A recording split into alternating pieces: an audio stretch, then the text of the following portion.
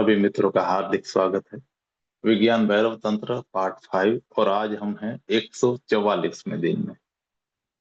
तो भगवान कहते हैं कि यदि तुम धरती में स्थिर नहीं हो और देखो कि झंझावात आ रहा है तो तुम डर जाओगे, लेकिन यदि तुम धरती में स्थिर हो तो तुम झंझावात का स्वागत करोगे। वह एक पुलक बन जाएगा। यदि तुम स्थिर हो तो आता हुआ झंझावात एक चुनौती बन जाएगा। उससे तुम्हारी जड़ें हिल जाएंगी, हर तंतु जीवंत हो उठेगा।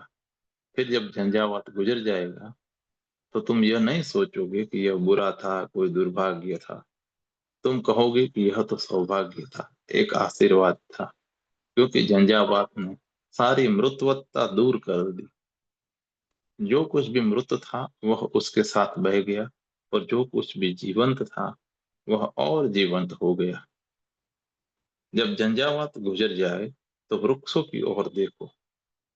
वे जीवन से तरंगायित हैं, जीवन से धड़कते हैं, दीप्तिमान है, जीवंत है। ऊर्जा उन्हें ओत प्रोत कर रही है, क्योंकि झंझावात ने एक अवसर दिया है अपनी जड़ों को अनुभव करने का, अपनी स्थिरता को अनुभव करने का। यह स्वयं के अनुभव का एक अवसर था। तो जो प्रेम में स्थिर है वह किसी भी चीज से नहीं डरता। जो कुछ भी आए सुंदर है, परिवर्तन आए, असुरक्षा आए, जो भी होता है शुभ है। लेकिन प्रेम कभी विवाह नहीं बनता है। और जब मैं कहता हूं कि प्रेम विवाह नहीं बन सकता तो मेरा यह अर्थ नहीं है कि प्रेमियों को विवाह नहीं करना चाहिए, लेकिन यह विवाह प्रेम का विकल्प नहीं बन जाना चाहिए। यह केवल एक बाहरी आवरण होना चाहिए, यह विकल्प नहीं होना चाहिए। और प्रेम कभी विवाह नहीं बनता, क्योंकि प्रेमी कभी एक दूसरे के प्रति सुनिश्चित धारणा नहीं रखते, कोई प्रतिमा नहीं रखते। मेरा जो अर्थ है वह गहन रूप से मनोवैज्ञानिक है। प्रेमी एक दूसरे के प्रति कभी तय नहीं होते, कोई धारणा नहीं रखते। एक बार तुम एक दूसरे के प्रति सुनिश्चित हो जाओ तो दूसरा एक वस्तु बन गया, अब वह व्यक्ति न रहा। तो विवाह प्रेमियों को वस्तु में बदल देता है। पति एक वस्तु है, पत्नी एक वस्तु है, उनके बारे में पहले से ही भविष्यवाणी की जा सकती है।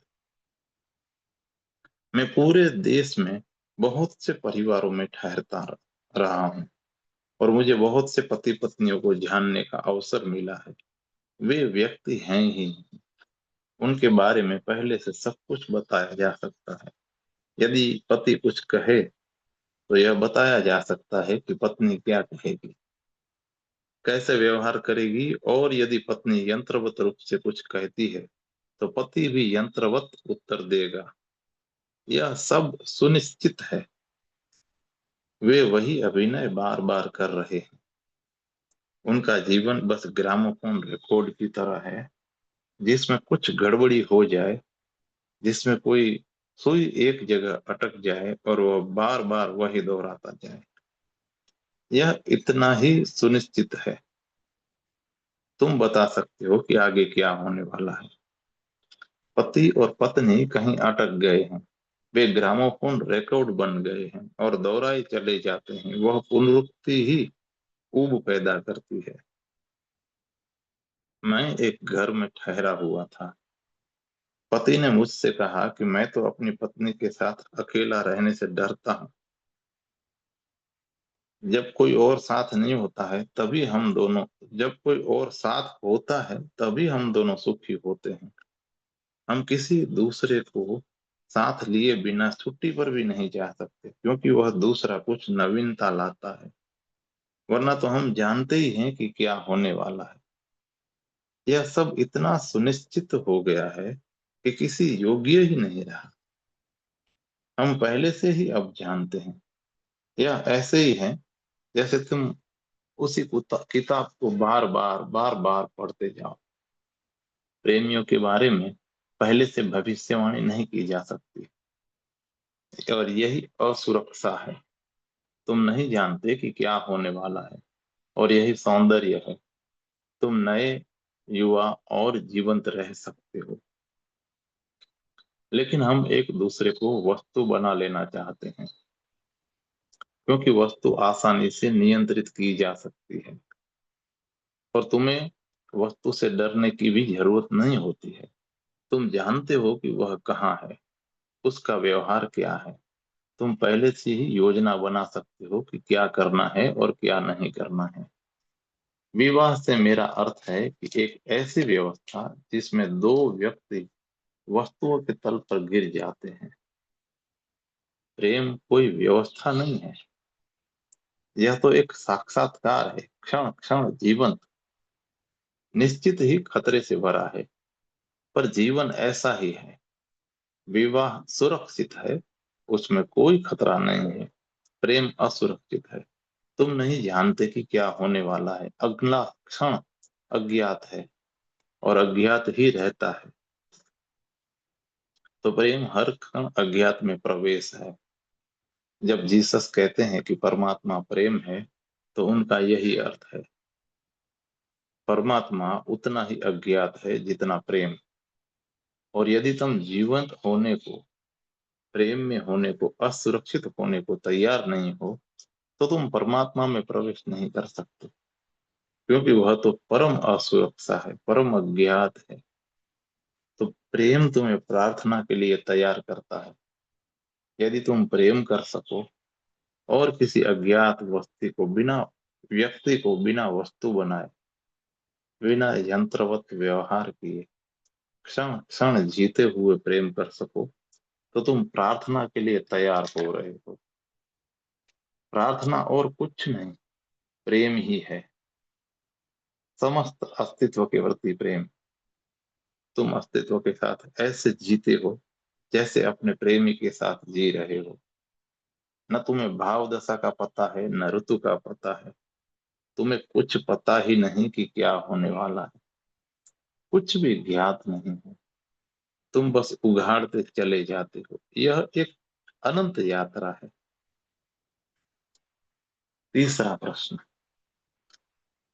क्या ऐसा हो सकता है कि व्यक्ति संबुद्ध नहीं है, वह पूर्ण असुरक्षा में जिए और फिर भी संतप्त, हताश और दुखी न हो? भगवान कहते हैं कि पूर्ण असुरक्षा और उसमें जीने की क्षमता बुद्धत्व के ही पर्याय हैं। तो जो व्यक्ति संबुद्ध नहीं है, वह पूर्ण असुरक्षा में नहीं रह सकता है।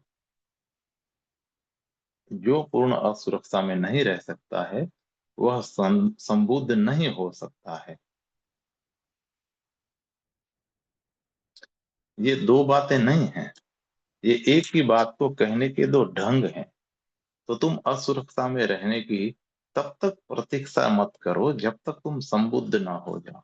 नहीं, क्योंकि फिर तो तुम कभी संबुद्ध ही ना हो पाओगे। अभी तो असुरक्षा में जीना शुरू करो। यही बुद्धत्व का मार्ग है। और पूर्ण असुरक्षा के बारे में मत सोचो। जहां तुम हो वहीं से शुरू करो। जैसे तुम हो वैसे तो किसी चीज में समग्र नहीं हो सकते, लेकिन कहीं से तो शुरू करना ही होता है। शुरू में इससे संताप होगा, शुरू में इससे दुख होगा, लेकिन बस शुरू में ही। यह यदि तुम शुरुआत पार कर सको, यदि तुम शुरुआत को सह सको, तो दुख मिट जाएगा, संताप मिट जाएगा। इस प्रक्रिया को समझना पड़ेगा। जब तुम असुरक्षित अनुभव करते हो, तो संतप्त क्यों होते हो? यह असुरक्षा के कारण नहीं, बल्कि सुरक्षा की मांग के कारण है। जब तुम असुरक्षित अनुभव करते हो, तो संतप्त हो जाते हो, संताप पैदा होता है। वह असुरक्षा के कारण नहीं पैदा हो रहा है, बल्कि जीवन को एक सुरक्षा बनाने की मांग से पैदा होता है। यदि तुम असुरक्षा में रहने लगो और सुरक्षा की मांग न करो, तो जब मांग चली जाएगी तो संताप भी चला जाएगा। वह मांग ही संताप पैदा कर रही है। असुरक्षा जीवन का स्वभाव है। बुद्ध के लिए संसार असुरक्षित है, जीसस के लिए भी असुरक्षित है, लेकिन वे संतप्त नहीं है, क्योंकि उन्होंने इस तथ्य को स्वीकार कर लिया है। वे इस वास्तविकता की स्वीकृति के लिए प्रौढ़ हो गए। प्रौढ़ता और अप्रौढ़ता की मेरी यही परिभाषा है।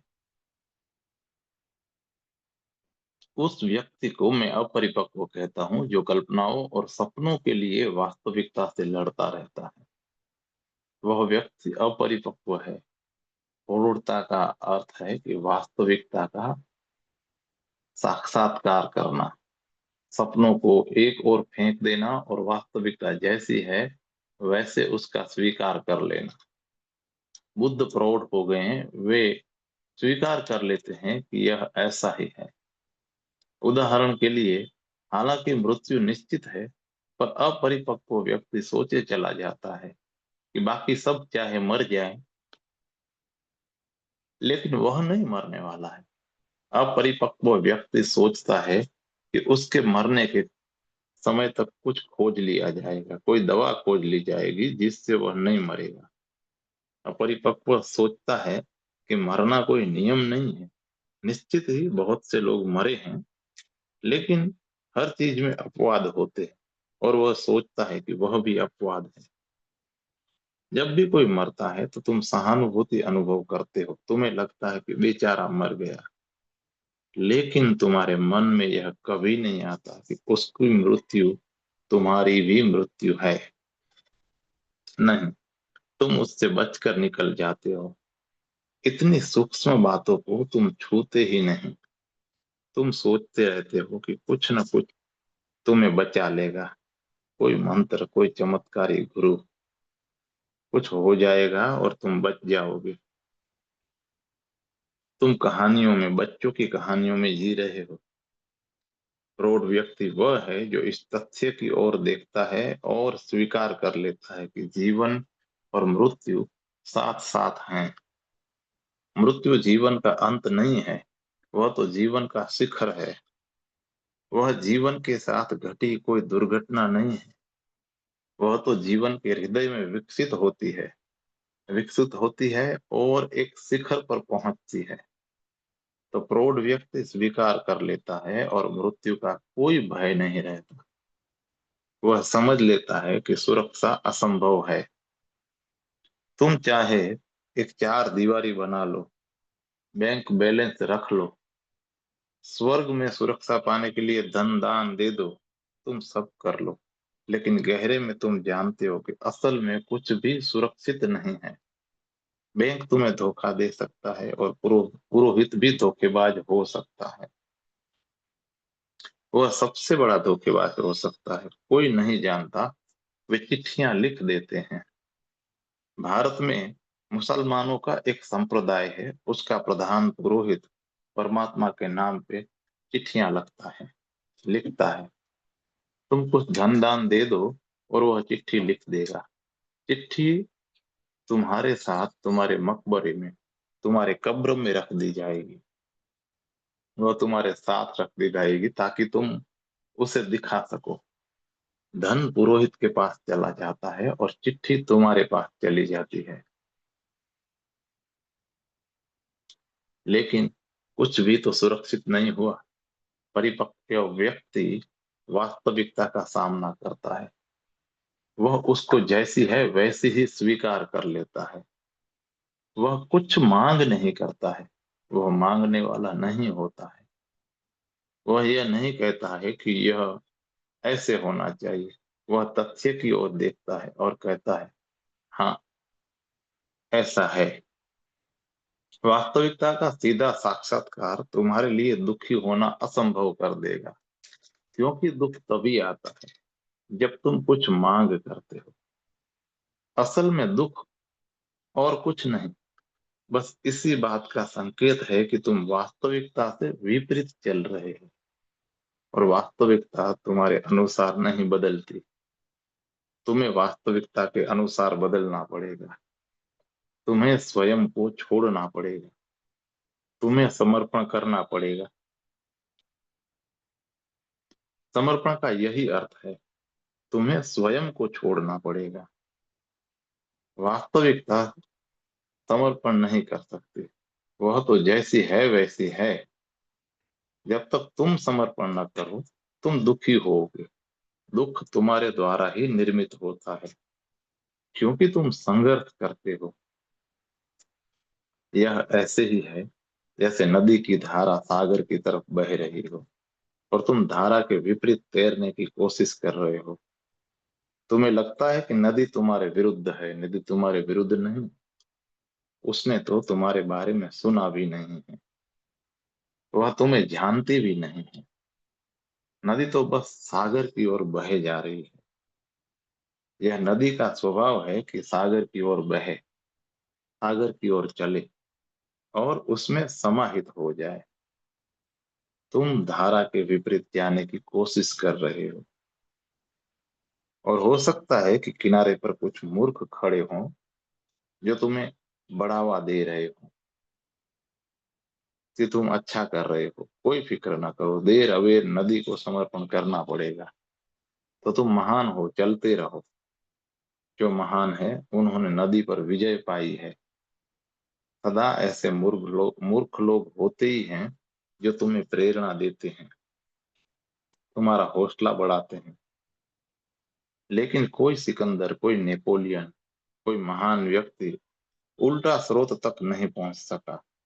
देर अबेर नदी की विजय होती है, लेकिन मरने के बाद तुम वह आनंद नहीं ले सकते जो तब संभव था जब तुम जीवित थे। समर्पण का, मरने के बाद तुम वह आनंद नहीं ले सकते। समर्पण का आनंद, स्वीकृति का आनंद, नदी के साथ एक हो जाने का आनंद, ऐसे कि जैसे कोई संघर्ष न बचे। लेकिन किनारे पर खड़े हुए मूर्ख लोग कहेंगे कि तुमने समर्पण कर दिया, तुम हार गए, तुम असफल हुए। उनकी मत सुनो। उस आंतरिक स्वतंत्रता का आनंद लो जो समर्पण से आती है। उनकी मत सुनो। जब बुद्ध ने धारा के विपरीत तैरने की कोशिश छोड़ दी, तो जो उनको जानते थे उन्होंने कहा कि तुम भगोड़े हो, तुम पराजित हो, तुमने हार मान ली। दूसरे क्या कहते हैं वह मत सुनो, भीतर के भाव को अनुभव करो। तुम्हें क्या घट रहा है उसको अनुभव करो। यदि धारा के साथ बहने में तुम्हें अच्छा लगता है तो यही मार्ग है, यही ताओ है तुम्हारे लिए। किसी की मत सुनो, बस अपने हृदय की सुनो। प्रौढ़ता है यथार्थ का स्वीकार। मैंने एक कहानी सुनी है। एक मुसलमान, एक ईसाई और एक यहूदी से एक प्रश्न पूछा गया। प्रश्न एक ही था।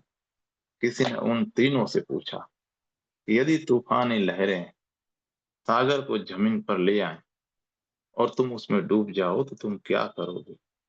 ईसाई ने कहा, मैं अपने हृदय पर क्रॉस का चिन्ह बनाऊंगा और परमात्मा से प्रार्थना करूंगा कि मुझे स्वर्ग में आने के लिए द्वार खोल दे। मुसलमान ने कहा कि मैं अल्लाह का नाम लूंगा और कहूंगा कि यही किस्मत है, यही भाग्य है और मैं डूब जाऊंगा। यहूदी ने कहा कि मैं परमात्मा परमात्मा को धन्यवाद दूंगा, उसकी मर्जी को स्वीकार करूंगा और पानी के नीचे रहना सीख लूंगा। यही करना है, अस्तित्व की मर्जी को, विराट की मर्जी को स्वीकार करना है और उसमें जीना सीखना है। यही सारी कला है। प्रौढ़ व्यक्ति यथार्थ को स्वीकार कर लेता है, कोई मांग नहीं करता, किसी स्वर्ग की बात नहीं करता। ईसाई मांग कर रहा था, वो मांग कर रहा था, वो कह रहा था कि स्वर्ग के द्वार खोल दो, लेकिन वह भी निराशावादी है और बस स्वीकार कर लेता है और डूब जाता है। मुसलमान भी यही कर रहा था। यहूदी ने स्वीकार किया, बल्कि स्वागत किया और कहा कि यही उसकी मर्जी है, अब मुझे पानी के नीचे रहना सीखना है। यही परमात्मा की भी मर्जी है। वास्तविकता को ऐसा का ऐसा स्वीकार कर लो और सीखो कि समर्पित हृदय समर्पित चित्त के साथ उसमें कैसे जीना है।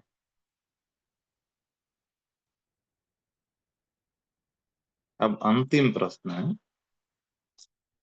भगवान कल आपने कहा कि जीवन और मृत्यु साथ साथ है, फिर कृपया बताएं कि अतिक्रमण की आवश्यकता क्या है।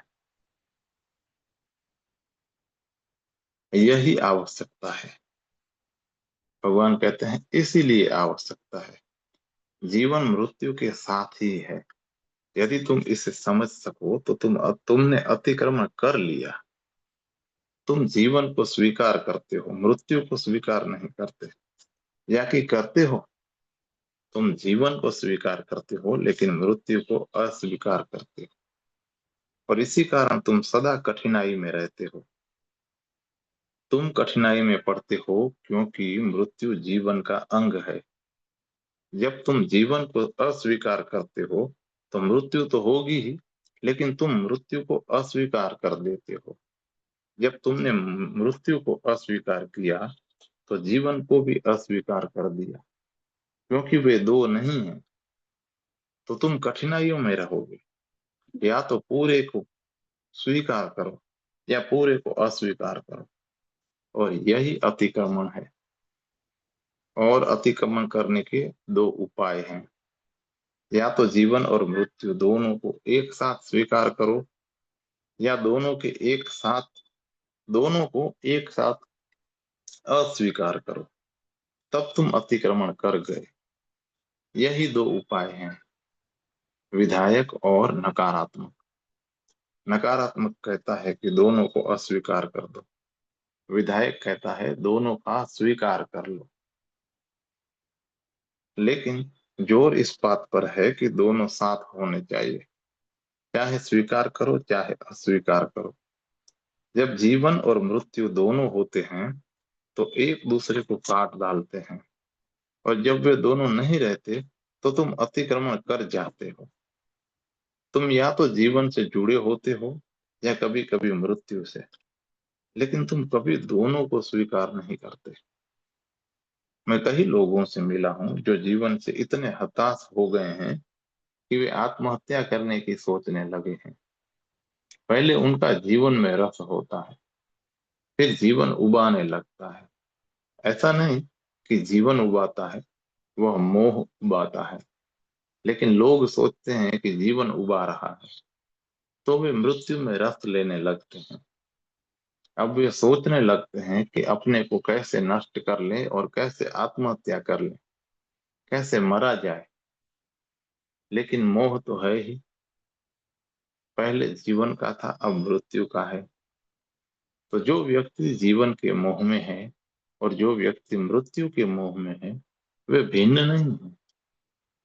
मोह तो है ही और मोह ही समस्या है। दोनों को स्वीकार करो। जरा सोचो, यदि तुम जीवन और मृत्यु दोनों का स्वीकार कर लोगे तो क्या होगा। तत्क्षण मौन उतर आएगा, क्योंकि वे दोनों एक दूसरे को काट डालेंगे। जब तुम स्वीकार कर लेते हो तो जीवन और मृत्यु दोनों समाप्त हो जाते हैं। तब तुम अतिक्रमण कर गए, तुम पार चले गए। या दोनों को अस्वीकार करने दो। यह एक ही बात है। अतिक्रमण का अर्थ है द्वैत के पार चले जाना।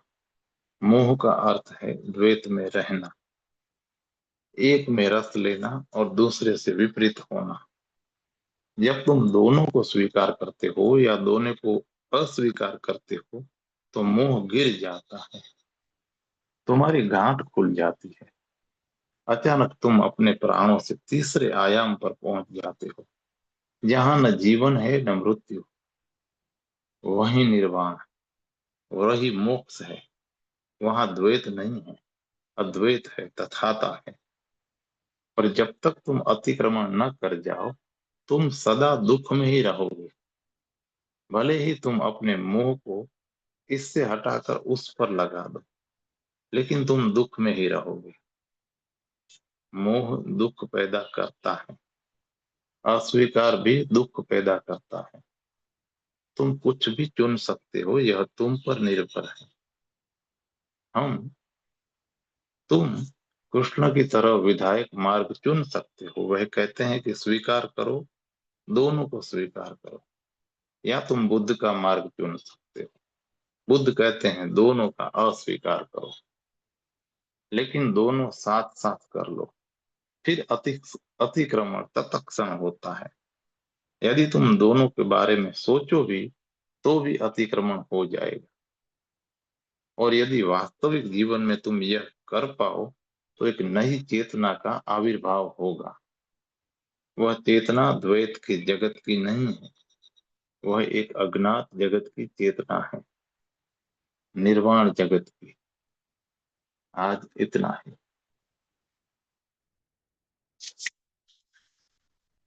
दोस्तों, इसके बाद चैप्टर नंबर है 73, और चैप्टर का नाम है रूपांतरण का भय। इस चैप्टर के कुछ सूत्र हैं। पहला सूत्र, वस्तुओं और विषयों का गुणधर्म ज्ञानी व अज्ञानी के लिए समान होता है। ज्ञानी की महानता यह है कि वह आत्मगत भाव में बना रहता है, वस्तुओं में नहीं खोता। दूसरा सूत्र, सर्वज्ञ, सर्वशक्तिमान और सर्वव्यापी बनो। अब भगवान कहते हैं कि कुछ लोग ध्यान में उत्सुक दिखाई पड़ते हैं, लेकिन वह उत्सुकता बहुत गहरी नहीं हो सकती है, क्योंकि इतने थोड़े से लोग ही उससे रूपांतरित हो पाते हैं। यदि रस बहुत गहरा हो तो वह अपने आप में ही एक आग बन जाता है, वह तुम्हें रूपांतरित कर देता है। बस उस गहन रस के कारण ही तुम बदलने लगते हो। प्राणों का एक नया केंद्र जगता है, तो इतने लोग उत्सुक दिखाई पड़ते हैं, लेकिन कुछ भी नया उनमें जगता नहीं। कोई नया केंद्र जन्म नहीं लेता। किसी क्रिस्टलाइजेशन की उपलब्धि नहीं होती है। वे वैसे के वैसे ही बने रहते हैं। इसका अर्थ हुआ कि वे स्वयं को धोखा दे रहे हैं। बहुत सूक्ष्म होगी प्रवंचना, लेकिन होगी ही। यदि तुम औषधि लेते हो, उपचार कराते हो, फिर भी रोग वैसे का वैसा बना रहे, वरन बढ़ता ही जाए, तो तुम्हारी औषधि, तुम्हारे उपचार झूठे ही होंगे। शायद गहरे में तुम बदलना ही नहीं चाहते। वह भय, रूपांतरण का भय, बहुत गहरा है। तो ऊपर ऊपर से तो तुम सोचते हो कि तुम में बड़ी गहन उत्सुकता है, लेकिन गहरे में तुम धोखा देते रहते हो।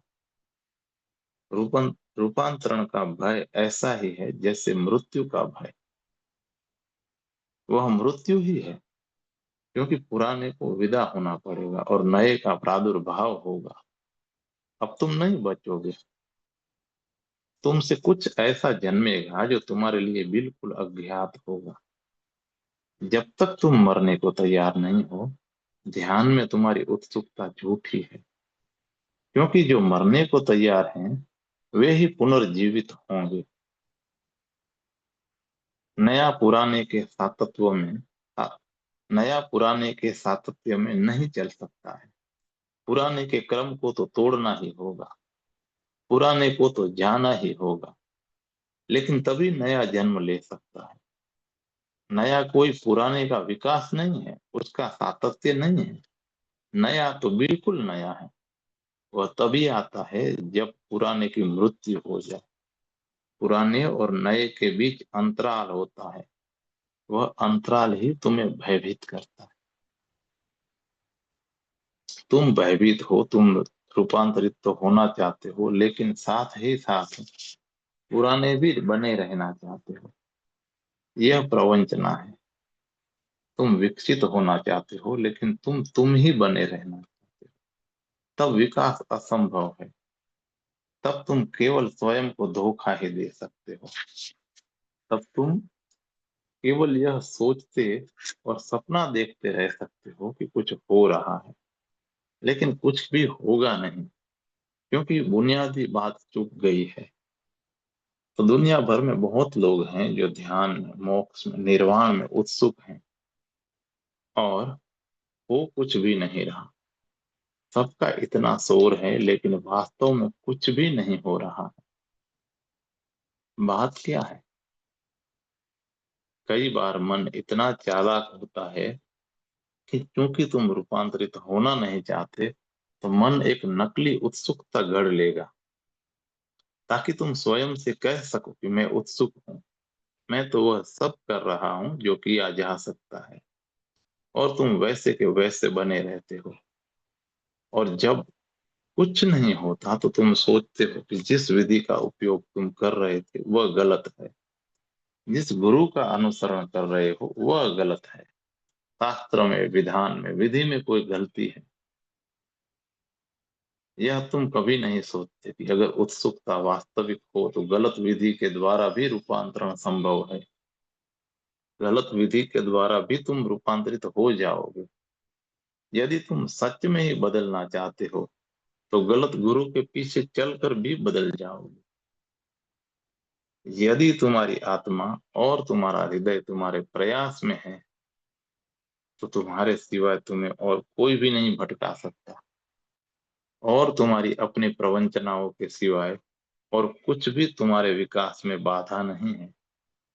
जब मैं कहता हूं कि कोई गलत गुरु, कोई गलत विधि, कोई गलत सिद्धांत भी तुम्हें रूपांतरण की ओर ले जा सकता है, तो मेरा अर्थ है कि रूपांतरण किसी विधि के द्वारा नहीं घटता, तुम्हारे समग्र प्रयास से घटता है। विधि तो बस एक बहाना है, विधि तो बस एक सहारा है, वह गौण है। बुनियादी बात है तुम्हारा उसमें समग्र होना।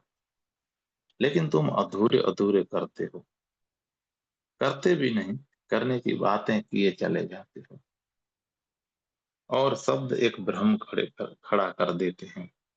क्योंकि तुम इस विषय में इतना सोचते हो, इस विषय में इतना पढ़ते हो, इस विषय में इतना सुनते हो, कि तुम्हें लगने लगता है कि जैसे तुम कुछ कर रहे हो।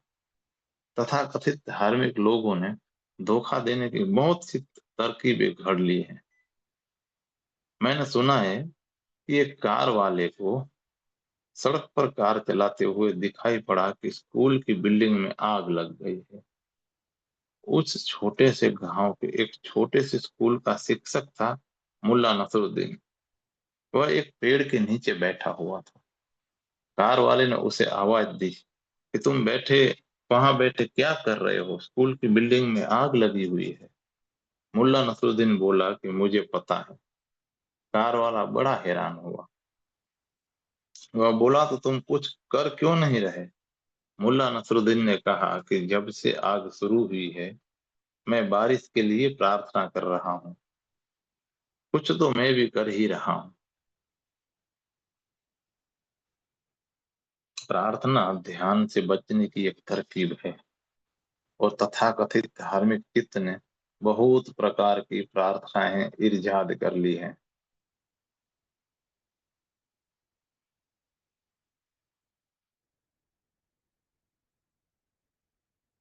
प्रार्थना भी ध्यान बन सकती है जब वह केवल प्रार्थना भर ही न हो, बल्कि एक गहन प्रयास हो, एक गहन आकांक्षा हो।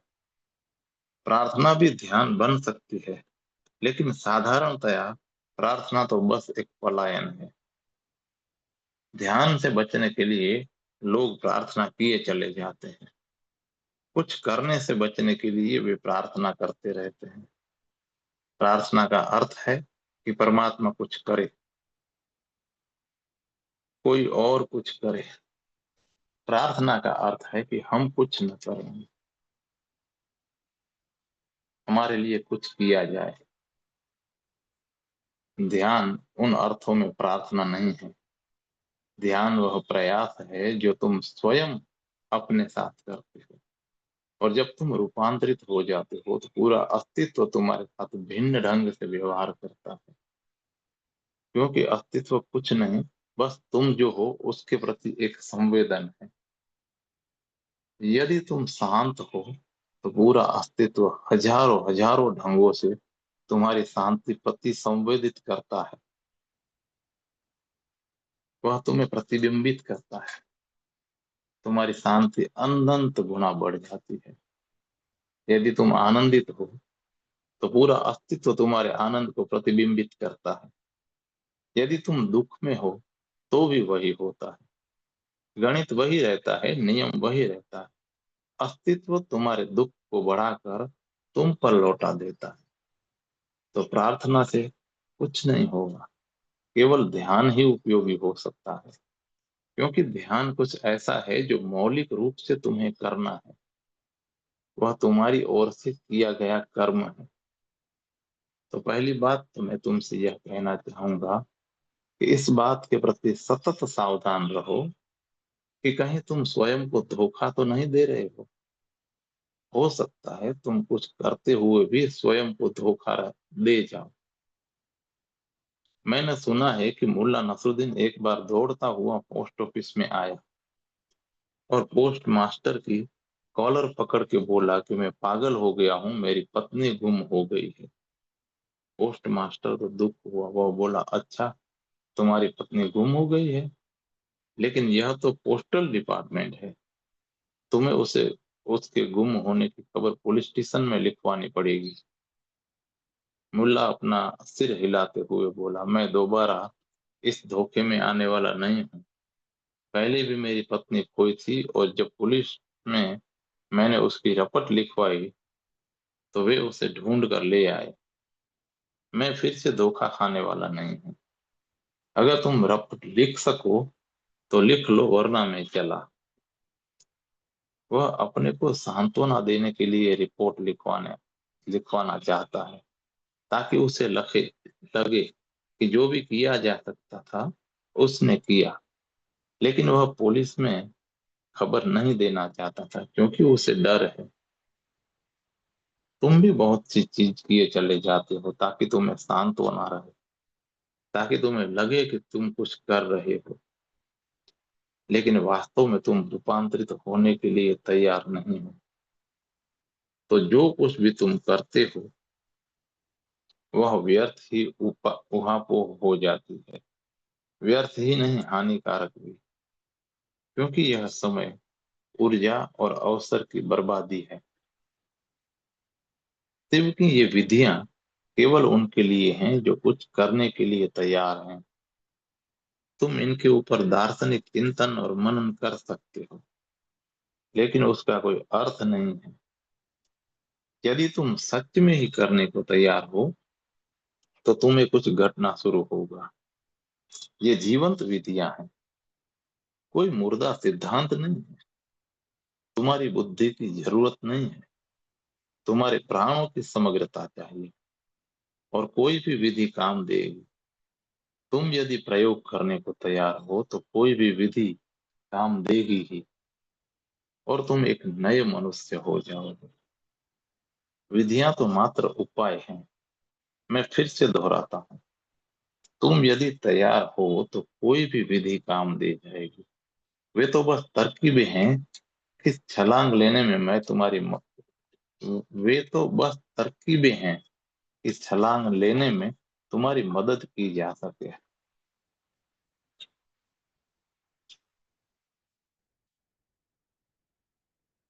बस ऐसे ही है जैसे जंपिंग बोर्ड। किसी भी जंपिंग बोर्ड से तुम सागर में छलांग लगा सकते हो। जंपिंग बोर्डों का कोई महत्व नहीं है कि वे किस रंग के हैं, किस लकड़ी के बने हैं। इस सबसे कोई फर्क नहीं पड़ता है। वे तो बस जंपिंग बोर्ड हैं और उनसे तुम छलांग लगा सकते हो। ये सारी विधियां जंपिंग बोर्ड हैं। जो भी विधि तुम्हें झक है उसके बारे में सोचते मत रहो, उसे करो। और जब तुम कुछ करते हो तो कठिनाइयां आनी शुरू होंगी। अगर कुछ न करो तो कोई कठिनाई आने वाली नहीं है। सोचना तो बहुत आसान है, क्योंकि तुम सच में यात्रा नहीं कर रहे। लेकिन जब तुम कुछ करते हो तो कठिनाइयां आती है। तो अगर तुम पाओ कि कठिनाइयां आ रही हैं तो तुम समझना कि तुम ठीक रास्ते पर हो। कुछ हो रहा है तुम्हें। फिर पुरानी सीमाएं टूटेंगी, फिर पुरानी आदतें विदा होंगी, परिवर्तन आएगा। उथल पुथल और अराजकता होगी। सारा सृजन अराजकता से ही निकला है। तुम्हारा नया सृजन तभी होगा जब वह सब अस्त व्यस्त हो जाए जो तुम अभी हो। तो ये विधियां पहले तुम्हें तोड़ेंगी। स्वयं को सौभाग्यशाली अनुभव करो, इससे विकास का पता चलता है। कोई भी विकास बिना कठिनाई के नहीं होता, और आध्यात्मिक विकास तो बिना कठिनाई के हो ही नहीं सकता।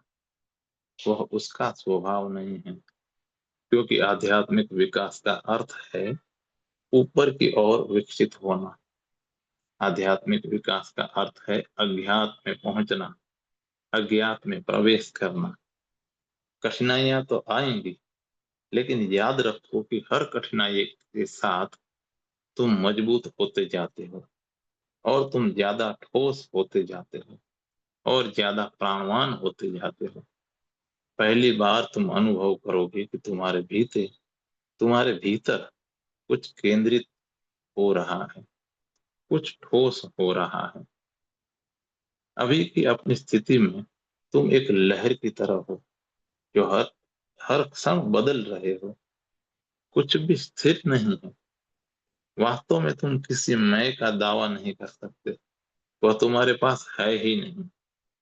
तुम बहते हुए बहुत सारे मैं हो, जैसे कोई नदी बह रही हो। अभी तुम एक भीड़ हो, व्यक्ति नहीं। लेकिन ध्यान तुम्हें व्यक्ति बना सकता है, इंडिविजुअल बना सकता है। यह इंडिविजुअल शब्द प्यारा है।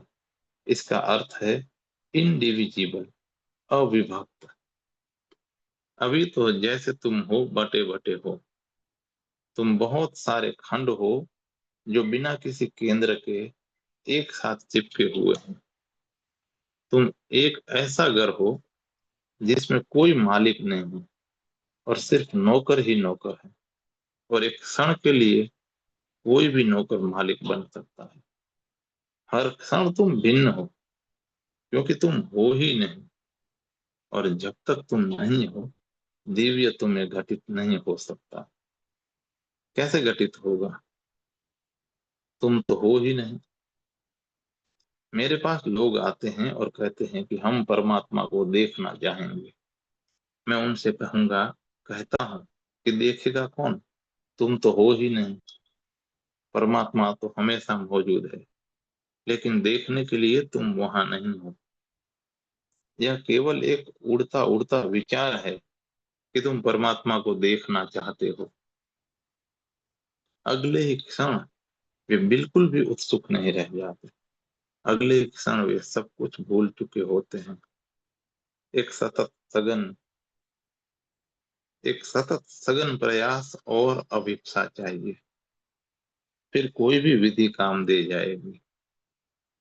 अब हम विधियों में प्रवेश करेंगे।